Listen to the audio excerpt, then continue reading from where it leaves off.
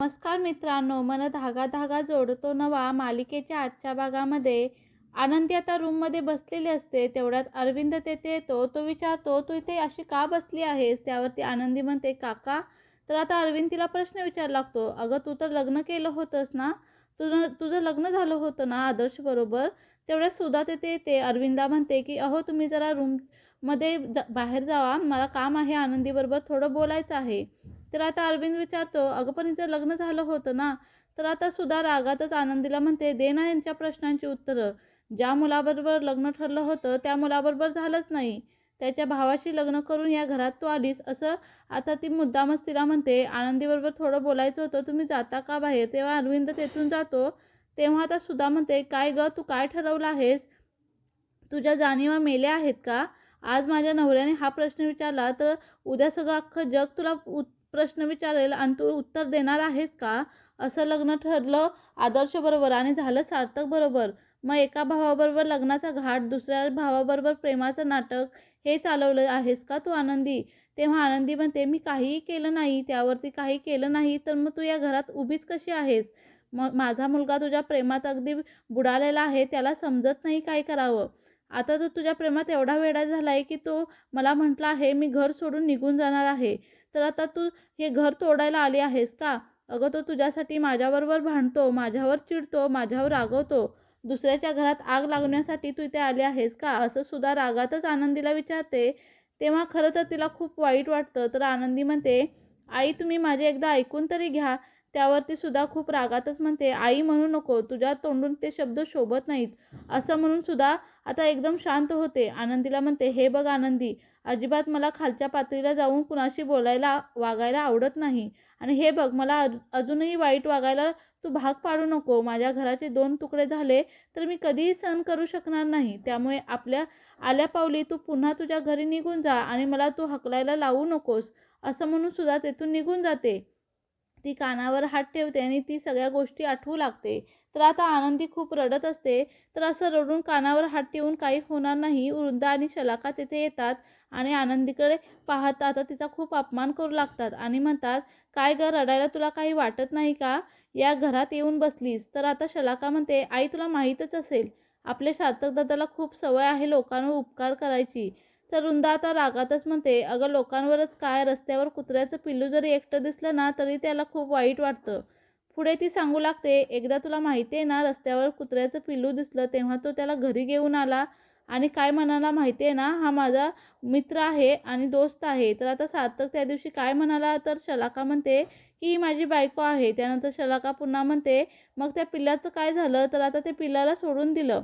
त्या वृंदामध्ये आनंदीचा अपमान करत, "सेम तुझी तशीच अवस्था होणार आहे. तुलाही तो सोडूनच देणार आहे. तुझ्या बापाने तुझं नाव जरी आनंदी ठेवलं असलं तर आनंदी लोकं निर्लज्जच असतात. लोकांच्या बोलण्याचा जास्त विचार करत नाहीत. निर्लज्जासारखेच कुठेही राहतात." तर आनंदी आता खूप अपमान सहन करते आणि तेथून जाण्याचा निर्णय घेते. दुसरीकडे सार्थक आनंदीसाठी खूप असं छान गिफ्ट घेतलेला असतो. तो घरी येत असतो. तो खरंच खूप खुश असतो. तर दुसरीकडे आनंदी रडत असते.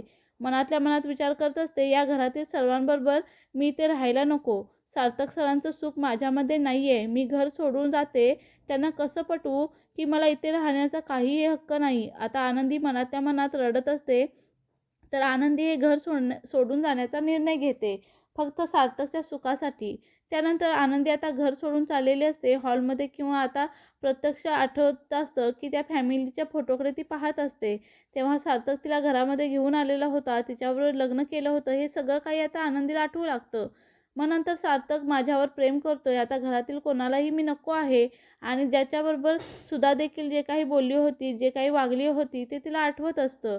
कुणी कुणी तिचा अपमान केला होता, तिला काय काय बोलले होते, ते सर्व काही आठवतं आणि ती आता घराच्या बाहेर जाण्याचा निर्णय घेते आणि पुन्हा पाय बाहेर घेते. तिला आता सगळ्या गोष्टी आठवू लागतात, की सार्थक खरंच माझ्यासाठी खूप काही करतोय आणि मी त्यांना अशी दुखवू शकत नाही. मी जर निघून गेले तर त्यांना खूप मोठा धक्का बसेल.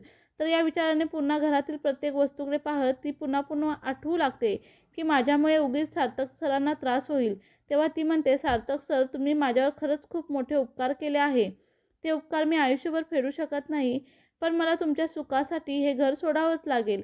असं म्हणून ती आता घराबाहेर पडते. तर थोडं पुढं गेल्यानंतर सार्थक येतो आणि मग तुम्ही आनंदी कुठे चालला आहात असं तो विचारतो.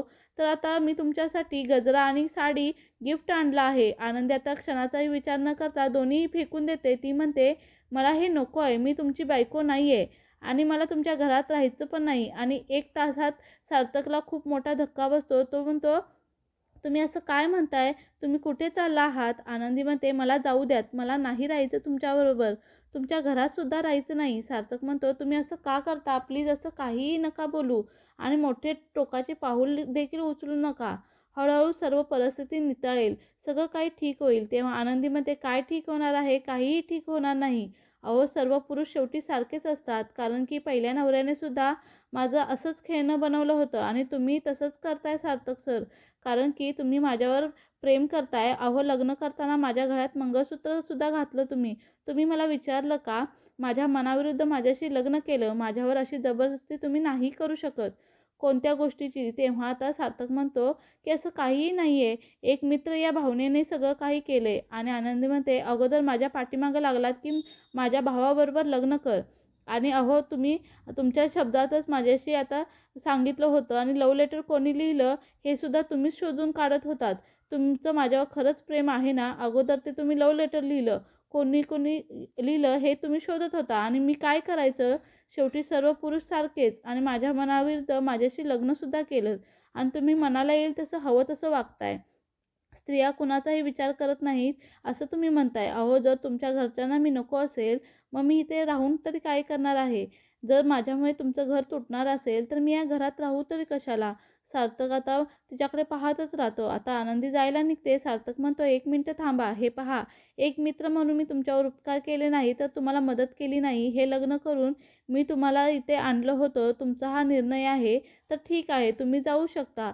तर आनंदी आता खूप वाईट वाटून घेते. तिला धक्का बसतो. ती मनातल्या मनात म्हणते, "सार्थक सर, मला माफ करा. अहो, मला माहिती आहे तुम्ही माझ्यासाठी खूप काही केलंय. अगदी कोणीही करणार नाही एवढं माझ्यासाठी केलंय. माझ्यामुळे तुम्ही सुखी नाही राहू शकत." म्हणून ती आता कठोर निर्णय घेते आणि मला हे घर सोडावंच लागेल आणि आपली भेट होईल की नाही माहीत नाही. मी कायमची चालली आहे, असं म्हणून ती पुढे जाते. तर आनंदी आता साडी फेकून दिलेली असते, गजरा फेकून दिलेला असतो. ते आता सार्थक उचलत असतो. तर आता पुढे आनंदी ही आपल्याच विचारात चाललेली असते. समोरून एक गाडी येते आणि तिला माहीतच नसतं. तिचं लक्ष कुठेतरी दुसरीकडेच असतं. अचानक गाडी येऊन जोरात तिला धडकते. तेव्हा आनंदी जोरात ओरडते आणि खाली बेशुद्ध होऊन पडते. तिचं डोक्यातून खूप रक्त येत असतं. सार्थक नेमकं ते पाहतो आणि धावत जातो. तो आनंदीला उठवण्याचा प्रयत्न करत असतो, परंतु आनंदी मात्र उठत नाही, कारण ती बेशुद्ध असते. तर आता मित्रांनो, पुढील भागामध्ये सार्थक आनंदीला हॉस्पिटलमध्ये ॲडमिट करतो आणि तेथे फॉर्म भरताना तो स्वतःचं नाव लावतो. त्यानंतर आता घरातील सगळेजण तेथे येतात. तेव्हा सार्थक म्हणतो, "जेव्हा आनंदी घराबाहेर भेटली ना, तेव्हा ती खूप टेन्शनमध्ये होती. तिच्या मनाला लागेल असं कोणी काहीतरी बोललं होतं का?" तेव्हा सुधा आता रडतच असते. शलाका म्हणते, "अगं सुधा काकू, तूच तिला काहीतरी बोलली होतीस ना?" सार्थक आता रागातच सुधाकडे पाहू लागतो. तर अशाच मालिकेंचे पुढील भाग पाहण्यासाठी चॅनेलला नक्की सबस्क्राईब करा आणि व्हिडिओ आवडल्यास तुमच्या प्रतिक्रिया कमेंट बॉक्समध्ये नक्की लिहा. धन्यवाद.